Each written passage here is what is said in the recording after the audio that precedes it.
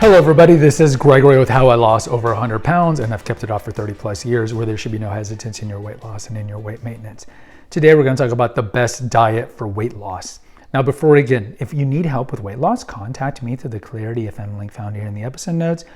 Also check out my website, which has hundreds of articles and recipes, my 2 books, which you can find on Amazon, my 2 podcasts, The Awakened Man, which is very health related, and The Cinema Rag, which is not, it's mostly movies and celebrity gossip. Both of those you can find on Apple and Spotify. And lastly, if you appreciate my content, there's a link for PayPal. All right, what's the best diet for weight loss and weight maintenance? Similar to the episode we just did the previous time on what's the best workout to lose weight.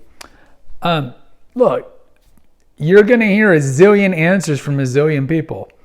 And I've tangentially kind of skirted this question and addressed it in different videos that we've done here in the past, the other 250 videos. And I would tell you that there is no magic pill, there is no super diet. You know, people are looking for the quick fix. We're always looking for the quick fix for everything. And there's no quick fix. What you need to do is find a diet that, most importantly, is good for your body. I mean, we forget this, right? Because we want to do the cayenne diet, we want to do the juice diet, we want to do the chocolate chip cookie diet. And literally, there's a chocolate chip cookie diet. You know, all these fad diets, because what we're occupied with in our mind is to drop the weight, because we're the fattest we've ever been in human history. And it's never like, hey, what's a diet that's actually good for our body, that nourishes our body, that doesn't throw our body into mineral and vitamin deficiency, which eventually leads to disease. So we want to have a diet, and I don't mean a diet as the word diet means to lose weight. I mean like a health regimen diet, like what we put into our mouth. A good diet is going to give our body what it needs. So it's going to have a good macronutrient profile of carbs, protein, and fat. And yes, carnivore people, we do need some carbs. And yes, vegans, we need to eat some animal fat. I know to always talk about the extremes on each side.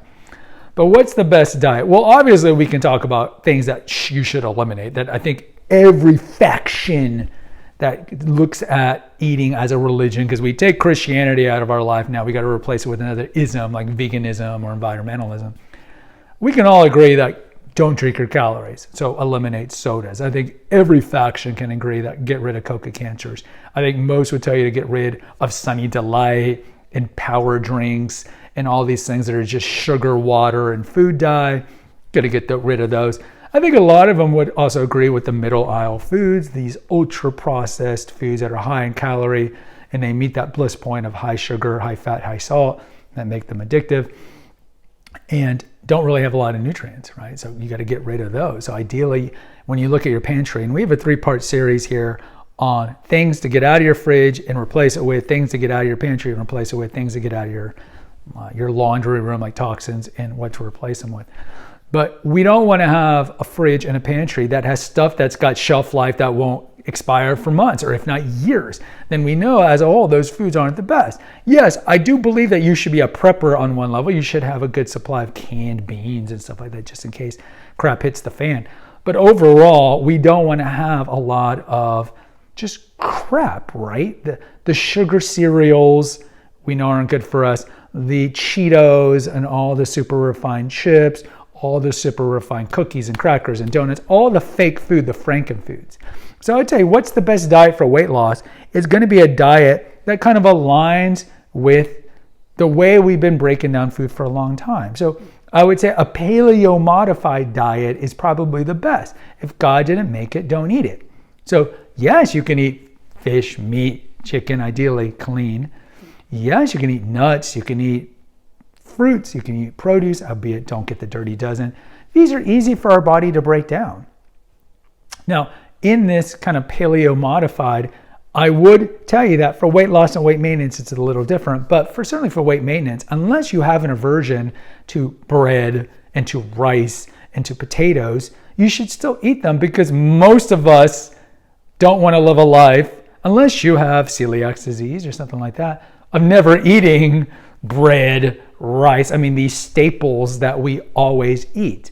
There's a fundamental difference of strategy from weight loss to weight maintenance. We talk about it here all the time.